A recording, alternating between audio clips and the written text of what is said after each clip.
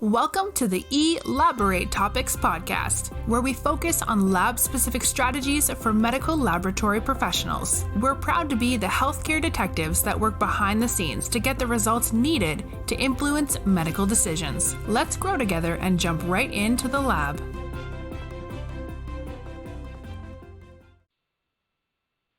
Advocacy is a much talked about topic in the medical lab community, and a little bit more, especially now during the pandemic. Do you ever thought that advocacy is not for you? It's just for the professional associations? Well, today we have a guest, and he's going to talk about how he started in the grassroots advocating for our medical lab profession. Welcome to another episode of Elaborate Topics podcast. I'm your host, Lona Small, and Elaborate Topics is a weekly podcast where myself and my co-host, Tywana Wilson and Stephanie Whitehead, come to you to bring you guests, tips, and tools to help you to excel both inside and outside the lab. And today I'm so excited for our guest, Jessie Day. And Jessie Day has such an interesting story of starting as a grassroots advocate and has blossomed into such a great and interesting organization. But I won't go so much into telling you about Jessie. I'm going to let him tell you his story. So, Jessie, welcome to Elaborate Topics. Well, first, I just wanted to thank you for having me today. I am really excited to be a guest on the podcast, and I think that the message you're putting out for everyone is really great, and it's really empowering for our community. So, a little about myself. My name is Jessie Day, and I am an ASCP board-certified medical laboratory scientist. I do currently work as a travel contractor right now. I'm just sort of bouncing around the country with my family and enjoying the sights. But I've been involved with laboratory medicine since about 2013, actually. When I started working as a global health volunteer in Haiti. And then later I started working as a phlebotomist, actually in 2015, all the way through my undergraduate career. I eventually graduated from Virginia Commonwealth University's College of Health Professions. So I do have a Bachelor's of Science in Clinical Laboratory Sciences, and in just a few months, I'll actually be finishing my master's degree in healthcare administration. So That's a little about me. That's awesome. And I love that you've seen all the different sides of the profession. You've started as a phlebotomist. You've moved and you've gotten your bachelor's. You've been doing a lot of, you've been working in different labs across the country, and now you're doing your master's in healthcare administration. That is so awesome. So how did you get involved in advocacy? You know, really, for me, advocacy has sort of been at the root of everything I've known. It's really been a passion of mine to just fight for people who were discouraged or lost. And so coming into this community in terms of my professional background, I've served in 2 laboratories that really took direct stands in advocating for their needs. And one of those laboratories even threatened a strike without any sort of union backing. So in both situations, I was a very new laboratorian, and it was just really empowering for me and really spoke to me about how we as a community had a voice to make change. So in both situations, they were resolved quickly with large financial allocations to the laboratories. And somehow both times I became the face of the revolution, so to speak. So I just sort of felt that I had found my place in advocacy and interprofessional collaboration and helping other people understand us better. Wow. So as a young professional, you're kind of one of the ones leading the charge with advocating for the profession. Absolutely. That's interesting. I feel like I would attribute a lot of that to my university, actually. They really were fundamental in preparing us as students to go out and be advocates for the future of the profession, because we were graduating during the pandemic, and it was such a dynamic time and visible time for us as laboratorians. Yeah, you said that you actually got some things that you were asking for. Tell us about the success of just your general journey when it comes to advocacy. So we've been very successful, or I've been very successful. I feel like in both situations we achieved our goals and made major strides for the professionals. The first was a facility in Colorado where we didn't necessarily receive the incentive pay that others were receiving, and that was immediately rectified. And it was amazing to see that the laboratory wasn't forgotten. And then again later, at a different facility in Nashville, there was a large dispute about a market adjustment that occurred, and ultimately the lab unified and just stood together and talked it out and won millions of dollars in resource allocation.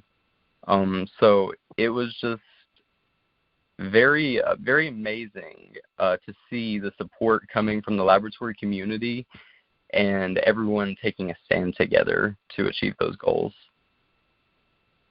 Wow, we don't see a lot of those successes in the lab. I know we fight for a while, we advocate for a while, but winning millions of dollars from an organization standing up is awesome. And I know that we have leverage right now with the pandemic, but even so, I think that's some really great success that maybe others could learn from.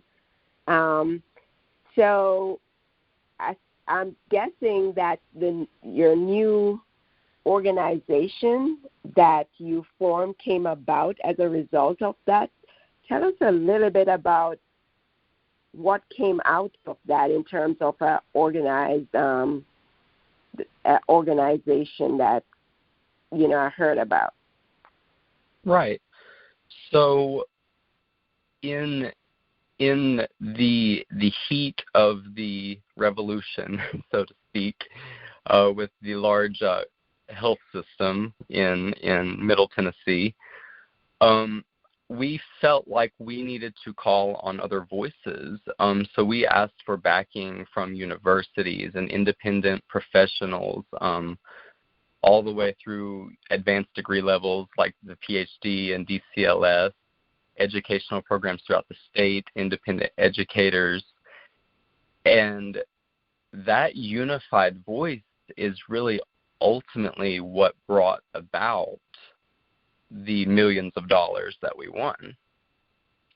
So, as a result, myself and others decided to form an organization or coalition called the National Coalition for the Advancement of Laboratory Professionals, or NCALP for short, which is a grassroots organization that we founded earlier this year after that major unification of workers. The organization is ultimately meant to be a coalition of medical laboratory professionals or anatomic laboratory professionals. We're not really trying to be exclusive. It's about phlebotomists, medical technologists, cytotechnologists, histo, our educational programs, our educators, our advanced degree holders, independent professionals. It's all about amplifying our voice and forming a coalition that can serve in the capacity of a boots-on-the-ground advocacy for the worker. And I know a lot of people immediately think of a union, but we're not trying to achieve the goals of a union. We're simply a group of like-minded professionals that want to have a tangible power and sense of alliance and unification that's really been missing from the profession for so long.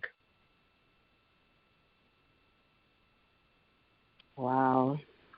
So what I love about it is that you're trying to ensure that everybody's voices are heard, from the phlebotomist, the histotech, and everyone.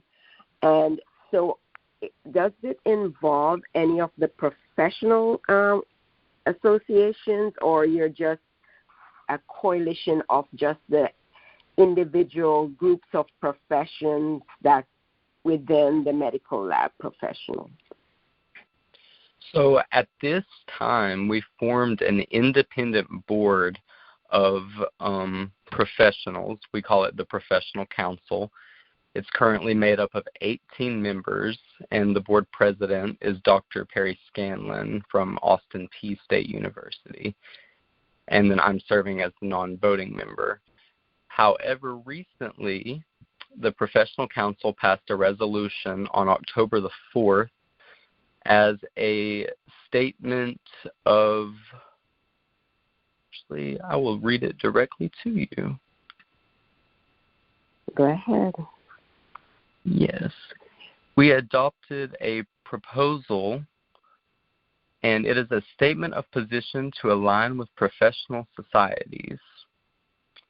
So we do believe that our work should include collaboration to strategically align our common goals and achieve systemic policy change with common partners and our professional societies. That's an important goal that we're working towards. We have not yet achieved, but that is the plan. Additionally, And additionally, on October 4th, we did pass our mission and vision for the organization, which the mission of the Ncalp is to provide direct advocacy for medical laboratory professionals in the areas of education, certification, national licensure, and wage equity to assure long-term quality excellence in the practice of laboratory medicine. And our vision for the organization is to build upon a strong integrated network of clinical and community-based resources that strengthen and promote laboratory professionals and their value to medicine, expanding the public's knowledge of the field to generate interest in the profession among young adults and further increase public attention and revenue for our professional development. Love that.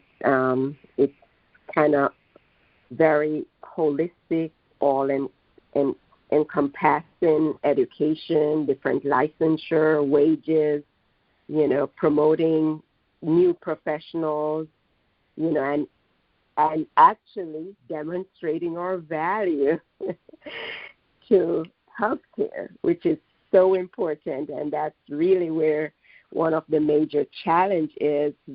And because of that value, we're seeing the low wages, we're seeing that we're not attracting a lot of professionals, and we're fighting. It's really difficult because we're fighting for wages or even small incentives that especially now during the pandemic, that it's obvious that the lab, we're at the forefront of the pandemic, and you had to go fight just like every other institution for labs to be recognized for those incentives when other people are getting the incentives, and we're at the front line doing the testing because our value or contribution is not recognized enough. So I love what you're doing, especially at the grassroots, so that other young professionals can know that they can get involved. It's not just for the professional organizations like the ACP or ACLS, and we all should be involved in our professional association, but we can be involved at our work level, at different level, at the grassroots level, and I love this. Absolutely, yeah, I agree.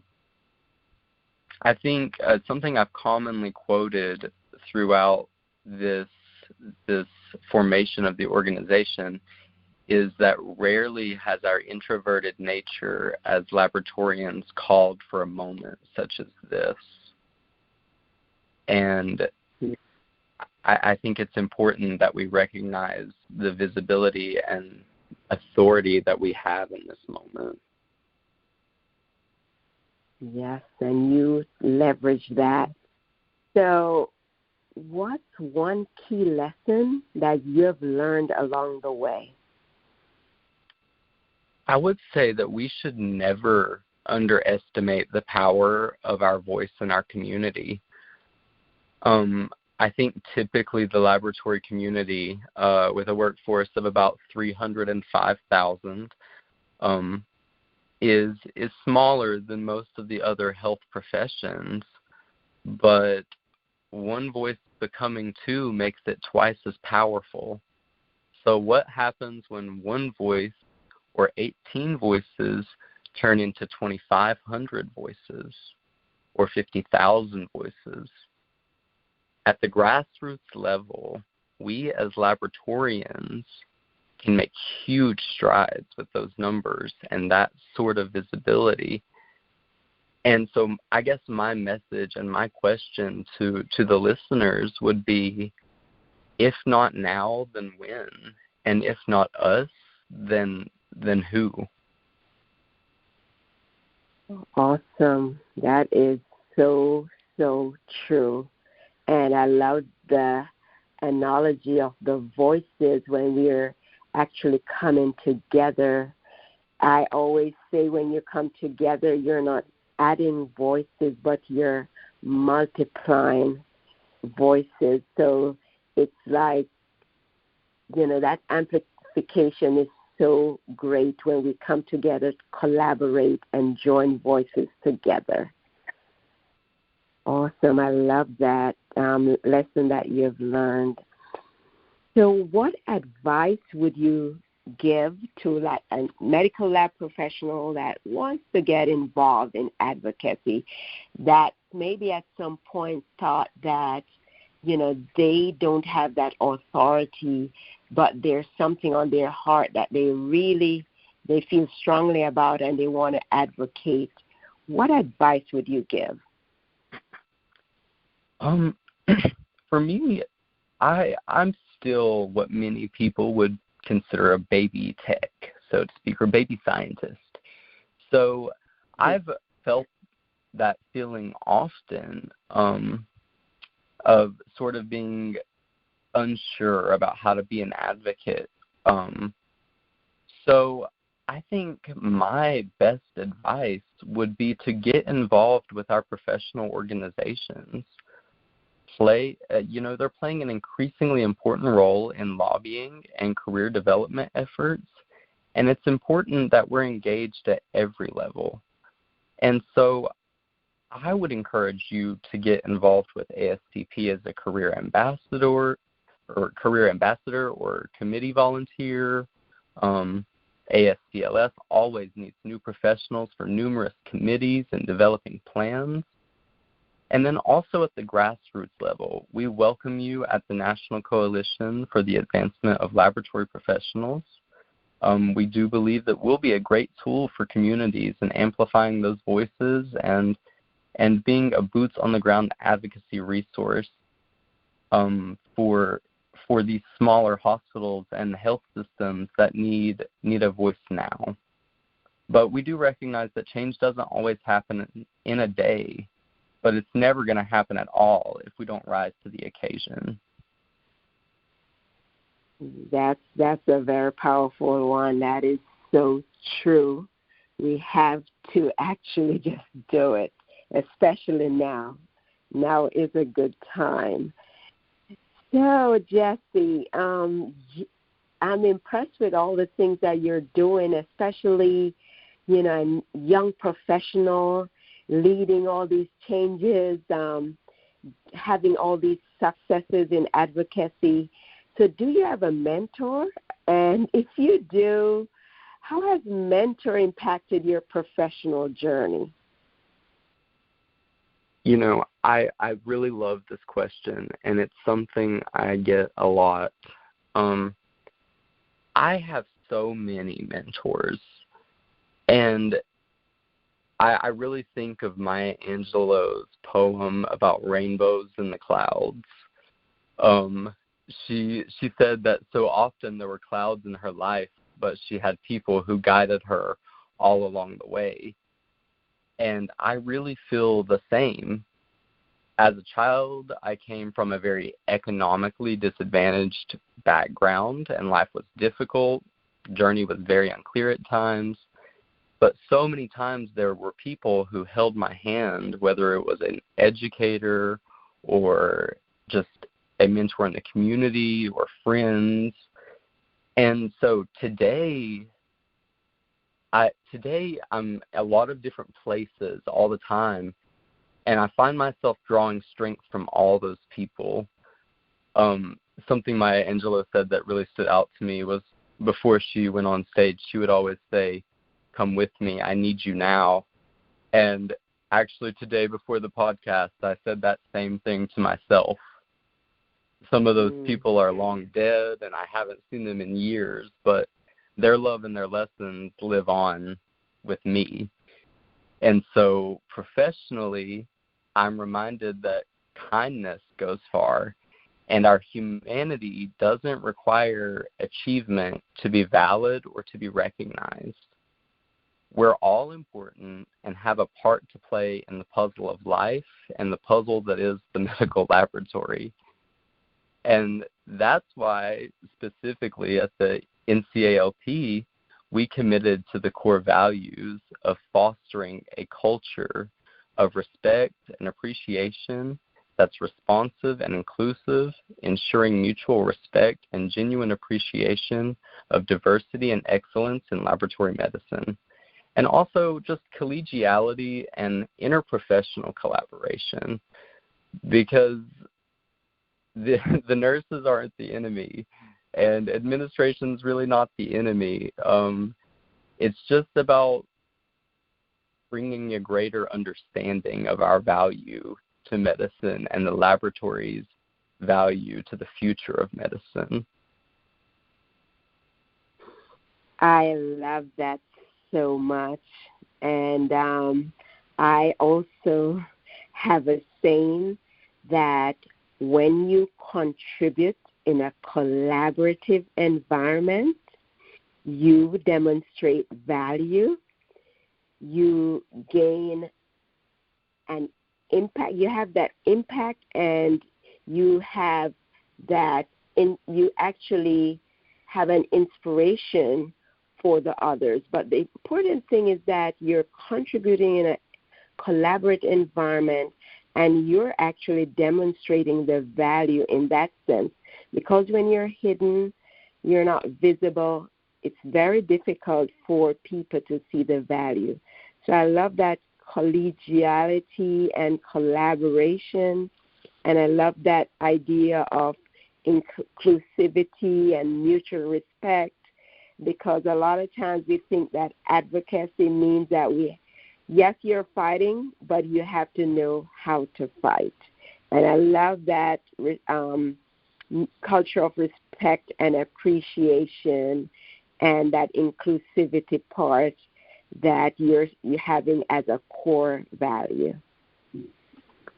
Awesome. What a journey and what a great role model you are. We talk about being a mentor, and I think that you're a mentor for a lot of older professionals and new professionals, because based on what you have done in such a short time, it's such a testimony for so many people. And so, you have role models, and you are really a role model. So, Jesse, we're almost wrapping up here, but I want you to tell the listeners how they can get involved, how they can stay connected with you.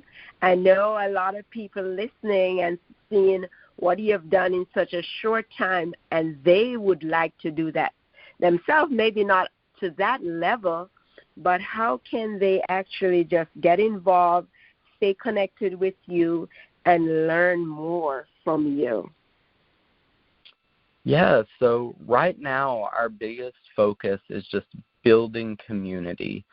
The organization itself is undergoing so much structuring and the fine details.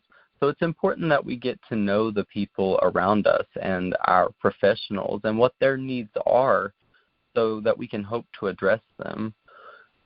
And so right now I would encourage listeners to follow our Facebook page.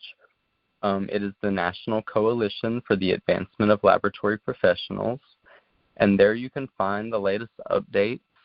We also have a sign-up for our newsletter and more information there. We do post weekly and regularly. We do have a website as well. It is ncalp.com.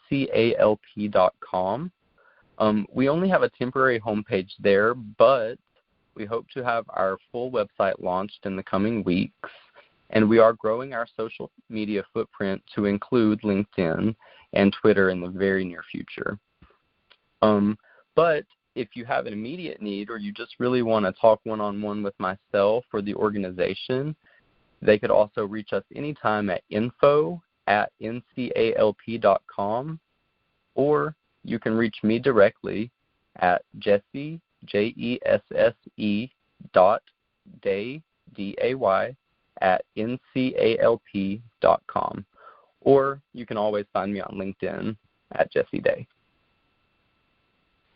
Awesome, Jesse. What a very interesting conversation and very important topic. And I'm sure that a lot of listeners have taken away a lot from this, and they will be getting in touch with you to learn more, to see how they themselves can advocate for such an important organization for our profession. And so thank you for talking about grassroots advocacy for our medical lab profession. It was really fun having this conversation. And thank you, guests, for listening. So, Jesse, thank you so very much. Yeah, thank you for having me. Thank you all. Thanks for listening. So we put a new episode out every Tuesday. And so thanks for listening to this episode. And you can always get this episode and other episodes on directimpactbroadcasting.com or on your favorite podcast platform. And make sure you share this episode, share it out with as many people as possible, and subscribe to Elaborate Topics Podcast. And if you want to be a guest on the show, you can always sign up on our forms on directimpactbroadcasting.com. So visit directimpactbroadcasting.com to see if you can either put comments, questions, or sign up to be a guest on the show, or we take suggestions for topics that you'd want to hear about. So email us also at elaboratetopics@directimpactbroadcasting.com. And until you hear from us again, have a great one. Thank you for tuning in to another episode of Elaborate Topics, where your hosts discussed relevant strategies for laboratory professionals. Please subscribe to this podcast on your favorite podcast platform and listen to us on directimpactbroadcasting.com. Stay tuned for another episode with information you can use to excel in your laboratory career.